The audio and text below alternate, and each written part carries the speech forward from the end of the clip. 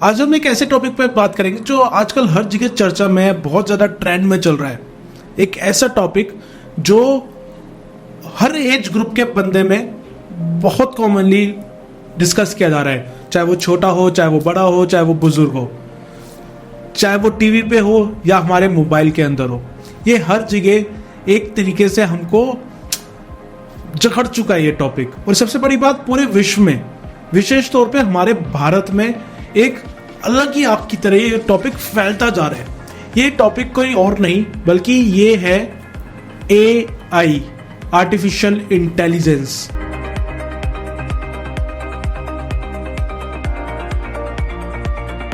एक ऐसी घटना, एक ऐसा हथियार, या कह सकते हैं एक ऐसा तोहफा। ये तो इस वीडियो के एंड में पता चलेगा कि एक हथियार है या एक तोहफा है। क्या ये लोगों की मदद कर रहा है या लोगों को खा रहा है? आज का डिस्कशन, आज का ये जो पॉडकास्ट है, ये इसी के ऊपर है कि इसके एडवांटेजेस क्या है, इसके डिसएडवांटेजेस क्या है। आज हम ये सारी चीज़ों पे बात करने वाले हैं। इसको किसने बनाया है, इसका बनाने के पीछे जो माइंड यूज हुआ है वो किस बंदे का माइंड है, क्या उसके माइंड में आया कि एक ऐसी चीज़ डेवलप होनी चाहिए, और AI का हमारी सोसाइटी पे कितना पावरफुल इम्पैक्ट पड़ रहा है। ये सारी चीज़ें आज हम डिस्कस करने वाले हैं। Hello and welcome to another episode of artificial intelligence. मैं हूं आपका होस्ट ऋषभ, और आज हम एक ऐसी टेक्नोलॉजी के ऊपर बात करने वाले हैं जो हमारी जिंदगी के ऑलमोस्ट हर एस्पेक्ट पे बहुत ही तगड़ा इन्फ्लुएंस कर रही है। तो चलिए बिना किसी देरी के, बिना किसी टाइम पास के शुरुआत करते हैं हमारा आज का ये पॉडकास्ट।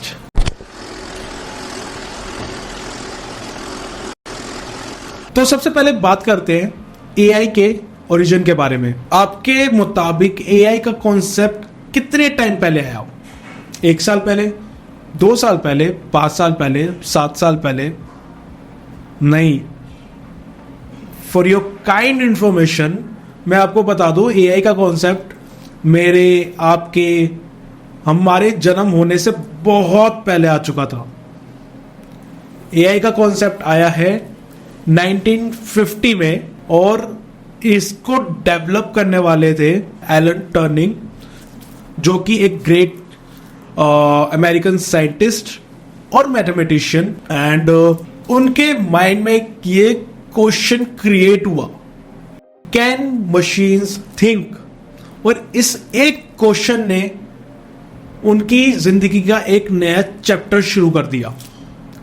देखा जाए तो ऐसे बड़े बड़े सवाल ऐसे खाली टाइम में बैठ के ही आए हैं। ग्रेविटी का जो आया कि सेब गिरा, ग्रेविटी, तो मुझे समझ नहीं आता खाली क्यों बैठते हैं। खाली मत बैठो ना, काम करते रहो, तो ऐसे खतरनाक सवाल नहीं आएंगे आप लोगों के माइंड में। इसलिए कहते हैं खाली दिमाग शैतान का दिमाग। तो उनके माइंड में एक क्वेश्चन आया कि कैन मशीन थिंक? तो उसके बाद उन्होंने एक टेस्ट प्रपोज किया, जिस टेस्ट का नाम रखा था टर्निंग टेस्ट, जिसमें ये सारी चीजें का ऐसी एल्गोरिथम्स क्रिएट होनी शुरू हुई।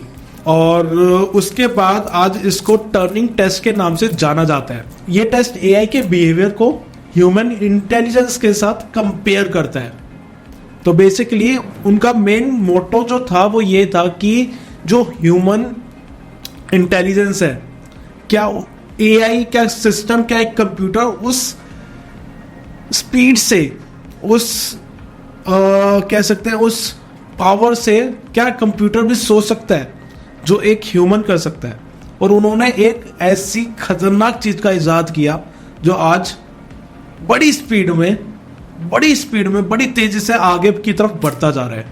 1956 में जॉन मैककर्थी ने officially artificial intelligence term coin की और एक डार्टमाउथ कॉन्फ्रेंस क्रिएट करी। ये कॉन्फ्रेंस AI फील्ड के लिए एक माइलस्टोन था, जिसमें मैककर्थी, मार्विन मिन्स्की, क्लॉडे शैनन और कई साइंटिस्ट ने AI के पोटेंशियल को और फ्यूचर को उस कॉन्फ्रेंस में डिस्कस किया।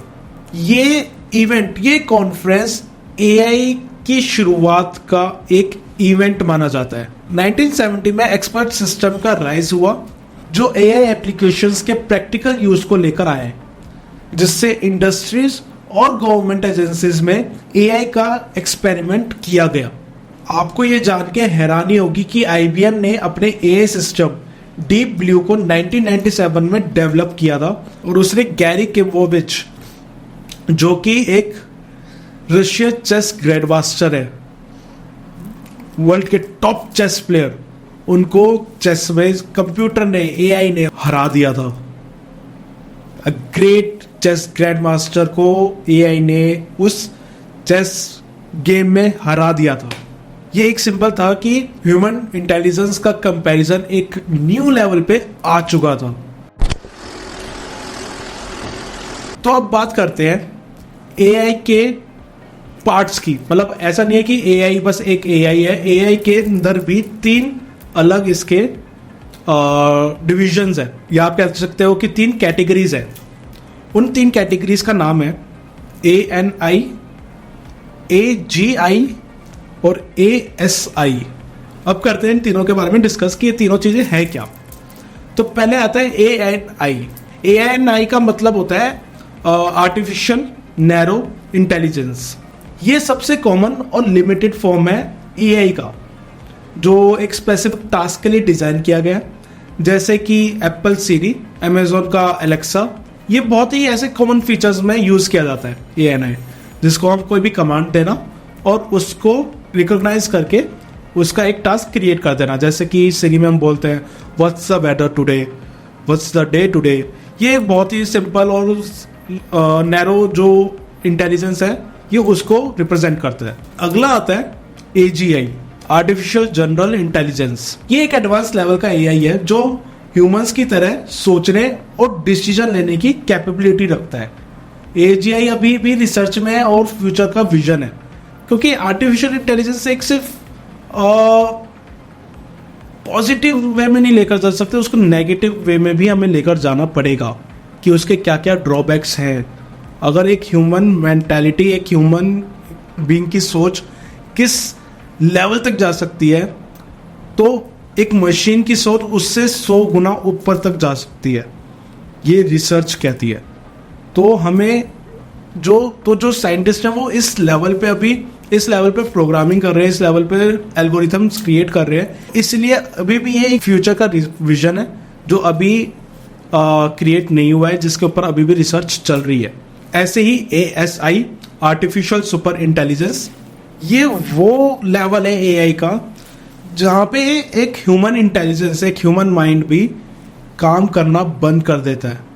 मतलब एक मानव की, एक ह्यूमन की एक लिमिट है सोचने की, कि वो उससे आगे सोच ही नहीं सकता। एक रिसर्च के थ्रू ये माना जा सकता है कि माना गया है कि एक ह्यूमन माइंड सिर्फ 5% वर्क करता है, उससे ऊपर सोचने की कैपेबिलिटी है ही नहीं हमारी।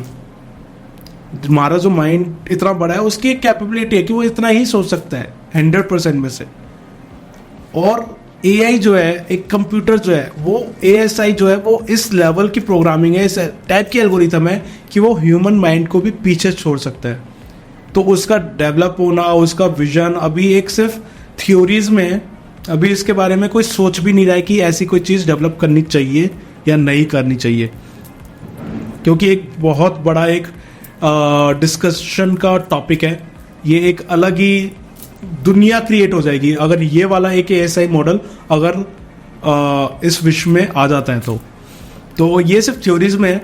अभी जो हमारे आसपास जो चल रहा है वो चल रहा है ANI, आर्टिफिशियल नैरो इंटेलिजेंस। अभी सिर्फ हम आसपास इसी के ऊपर वर्क कर रहे हैं और इसी के ऊपर भी हम डिस्कस करने वाले हैं कि ये ANI हमारी लाइफ में कैसे इम्पैक्ट डाल रहे हैं। और इसका मैं अगर एग्जांपल दूं तो जैसे नेटफ्लिक्स के रिकमेंडेशन अगर आप देखो तो वो आपके टेस्ट को जानता है कि आपको हॉरर मूवी देखनी है, आपको कॉमेडी मूवी देखनी है, स्काई फाई मूवी देखनी है, वेब सीरीज देखनी है, वो क्या है आपका टेस्ट बड क्या है, वो आपको उसी हिसाब से आपकी पसंद की सीरीज आपके सामने रखता है, रिकमेंड करता है। क्यों? क्योंकि जब आप नेटफ्लिक्स पे जो भी चीज सर्च करते हो, वो उसके बैकएंड पे जो एल्गोरिथम चल रही है, जो प्रोग्रामिंग की गई है, वो इस हिसाब से करी गई है कि वो आपके टेस्ट को जानता है। दिस इज ANI जो आपके ह्यूमन माइंड को पढ़ रहा है कि आपको क्या देखना है। इसीलिए आप एक बार कोई चीज़ आप नेटफ्लिक्स पे बैठो तो आपको ऐसा लगता है कि अब यही देखता रहो, ये भी देखनी है, ये भी देखना है, ये भी। क्यों? क्योंकि वो आपकी सोच है, आपने वो चीज़ डेवलप करी है, वो एआई है। एआई के दो कोर है, मशीन लर्निंग और डीप लर्निंग। अगर हम बात करें मशीन लर्निंग की पहले, तो मशीन लर्निंग में एल्गोरिथम और स्टैटिस्टिकल मॉड्यूल्स को यूज किया जाता है जो डाटा को लर्न करता है और प्रिडिक्शन देता है। जैसे कि मैंने अभी आपको नेटफ्लिक्स का एग्जांपल दिया, वो आपका डाटा लर्न कर रहा है और आपको उस टाइप की रिकमेंडेशन दे रहा है। या फिर आप बात कर सकते हो एप्पल सिरी, एप्पल में सिरी होता है, अमेजोन में एलेक्सा होता है। ये सब रिकमेंडेशन के बेसिस पे गूगल सर्च इंजन जो आप सर्च करते हो, उस आपने अगर कोई सर्च कर लिया कि फेमस वॉच, तो वो आपके अमेजोन पे वो रिकमेंडेशन जो आपने गूगल पे सर्च करी है वो अमेजोन पे दिखने लग जाएंगे। क्यों? क्योंकि सारे इंटीग्रेटेड है एक दूसरे के साथ। दिस इज एआई, जो अब इन पे भी काम शुरू हो चुका है, जो आप एक नॉर्मल डेली लाइफ में भी आप देखते हो। और अगर हम बात करें डीप लर्निंग की, तो डीप लर्निंग एक एडवांस मॉड्यूल है जो न्यूरल नेटवर्क्स को यूज करता है। ये नेटवर्क ह्यूमन ब्रेन के न्यूरल कनेक्शन को मिमिक करता है।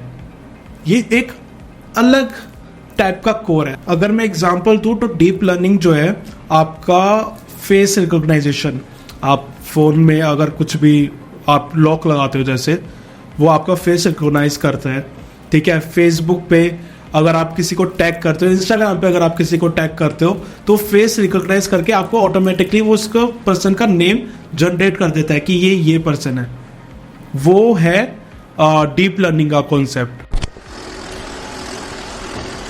अब बात करते हैं जिसका एआई से सबसे बड़ा इंपैक्ट पड़ने वाला है, जो सबसे बड़ा आज की डेट में सवाल है, जॉब्स। एआई की वजह से जॉब्स के ऊपर कितना इंपैक्ट पड़ सकता है? क्या ये जॉब्स क्रिएट करेगा या लोगों की जॉब्स खा जाएगा? ये एक सबसे बड़ा सवाल है एआई के आने के बाद। अगर मैं जॉब्स की बात करूं तो वर्ल्ड इकोनॉमिक फोरम के हिसाब से 2025 तक अराउंड 85 मिलियन जॉब्स रिप्लेस हो सकती है, मोस्टली रेपिटेटिव और लो स्किल जॉब्स। अगर मैं रेपिटेटिव और लो स्किल जॉब्स की बात करूं तो जैसे कि अगर आप किसी भी कॉल सेंटर में या किसी कंप्लेंट को रजिस्टर करने के लिए अगर हम आज की डेट में कहीं कॉल करते हैं, उधर जो पर्सन होता है जो जिसे हम चैट बोट्स कहते हैं, वो आज की डेट में रिप्लेस होनी स्टार्ट हो चुकी है। वहाँ पे अब एक ह्यूमन की जगह, एक पर्सन की जगह अब एक एआई का यूज़ किया जा रहा है, जो स्पेशली जो बिल्कुल हूबहू उन्हीं की तरह बात करते हैं, उन्हीं की तरह रिप्लाई देते हैं। ये सब एआई रिप्लेस कर चुका है। कई प्राइवेट सेक्टर्स में, कई गवर्नमेंट सेक्टर्स में इनका रिप्लेसमेंट शुरू हो चुका है। अमेजोन जैसी कंपनीज के वेयर हाउस में रोबोट्स यूज हो रहे हैं जो पैकेज सॉर्टिंग और शिपिंग को फास्ट और एफिशिएंट बनाते हैं। तो बेसिकली जो लो स्किल जॉब्स हैं उनमें रिप्लेसमेंट शुरू हो चुकी है। गार्टनर के एक रिपोर्ट कहता है कि 2027 तक अराउंड 30% कस्टमर सर्विस जॉब्स पूरी तरह से एआई और ऑटोमेशन के थ्रू रिप्लेस हो सकती हैं। 30% तक ये गार्टनर की एक रिपोर्ट कहती है। और अगर अब मैं इसकी पॉजिटिव साइड की बात करूं, क्योंकि अगर नेगेटिव साइड है तो ऑब्वियसली उसकी पॉजिटिव साइड भी होगी और हमें दोनों पे डिस्कस करना बनता है। ऐसा नहीं सिर्फ उसकी नेगेटिव थॉट्स है, उसके पॉजिटिव एस्पेक्ट्स भी आपको देखने चाहिए। तो अब मैं दोबारा वर्ल्ड इकोनॉमिक फोरम रिपोर्ट के बारे में बात करूंगा। उनकी रिपोर्ट कहती है कि 2025 तक एआई की वजह से 97 मिलियन नई जॉब्स क्रिएट होने का पोटेंशियल है। 97 मिलियन नई जॉब्स क्रिएट होने का एक पोटेंशियल रखती है। जहां वो जॉब्स खा रहे हैं वहां एक जॉब्स क्रिएट भी हो रहे हैं। और ये जॉब्स ऑब्वियसली अगर वो लो स्किल को खत्म कर रहे हैं तो ये हाई स्किल जॉब्स क्रिएट हो रही हैं और ये स्पेशलाइज्ड हैं, जैसे AI ethics specialist, machine learning engineers, data scientist और एआई ट्रेनर्स। इस टाइप की जॉब्स क्रिएट भी हो रही हैं, जो एक हाई स्किल्ड जॉब्स हैं। AI trainers, data label experts, जो मशीन लर्निंग मॉडल्स को जो ट्रेन करने में मदद करते हैं, उनके लिए जॉब्स क्रिएट हो रही हैं। अगर मैं एग्जांपल दूं तो एआई जो है हेल्थ सेक्टर में बड़ी स्पीड से बढ़ रहा है, जैसे मैंने आपको बताया, एमआरआई स्कैन्स में, एक्सरेज में और कैंसर प्रिडिक्ट करने में, हर चीज़ में बहुत स्पीड से आगे बढ़ रहा है। तो इसका मतलब ये नहीं कि एआई जो है वो डॉक्टर्स को रिप्लेस कर देगा, नहीं, बल्कि एआई के प्रिडिक्शंस और डॉक्टर की एक्सपर्टीज मिलके ज़्यादा प्रिसाइज ट्रीटमेंट डिसीजन ले सकते हैं। इसलिए डॉक्टर्स की तो जॉब रिप्लेस होगी ही नहीं कभी। बस ये है कि एआई की थोड़ी एक्सपर्टीज मिल सकती है डॉक्टर्स को, और अच्छा और बेहतर ट्रीटमेंट के लिए। अब जैसे अभी थोड़े टाइम पहले अमेजोन ने अपने काफ़ी वर्कर्स रिप्लेस कर दिए पैकेजिंग शिपिंग वाली टीम के, और उनकी जगह रोबोट्स असेंबल कर दिए हैं। तो ये एक नेगेटिव इम्पैक्ट भी डाल रहा है। अगर एक नई जॉब क्रिएट कर रहा है तो, लेकिन उसके वजह से एक जो लो स्किल्ड जॉब्स हैं वो जा रही हैं, उनका एक काम जो था वो ख़त्म हो रहा है। तो ये एक तरीके का नेगेटिव इम्पैक्ट डाल रहा है एआई लाइफ पे। और बात करें फ्यूचर ऑफ एआई, तो फ्यूचर में दोस्तों एआई बहुत स्पीड से एक्सपेंड होने वाला है। जो हमने बात करी है एजीआई एएसआई की, उस पर बात चल रही है, उन पे डेली कॉन्फ्रेंस होती हैं।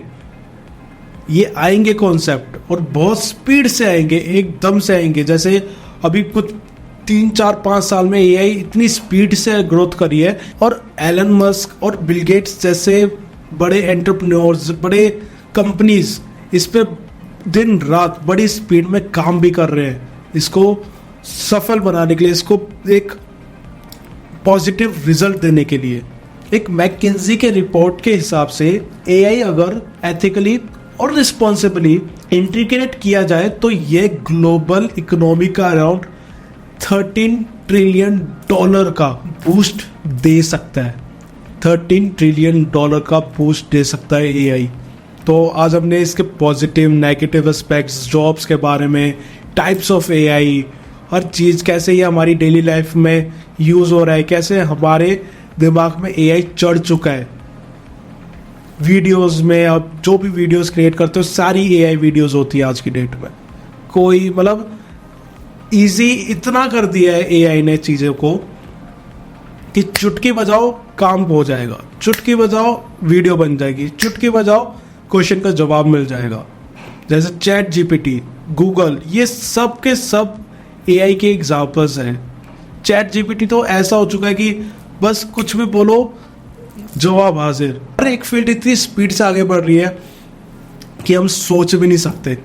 तो दोस्तों आज हमने देखा कि एआई का इम्पैक्ट मल्टी फैसिनेटेड है, और ये हमारी लाइफ को सिंप्लीफाई भी करता है और बड़े बड़े चैलेंजेस भी क्रिएट करता है। एआई का रोल आने वाले फ्यूचर में और भी बड़ा होने वाला है, और भी इम्पैक्टफुल होने वाला है। अभी तो ये सिर्फ एक शुरुआत है एआई की। आगे आगे तो पता नहीं कैसी कैसे टेक्नोलॉजीज, कैसे कैसे एल्गोरिथम्स क्रिएट होने वाले हैं इस एआई की वजह से। आपके क्या थॉट्स हैं एआई को लेकर? क्या ये आना चाहिए? क्या ये और स्पीड से और अच्छी तरीके से डेवलप होने चाहिए, या इसको प्रॉपरली बैन कर देना चाहिए?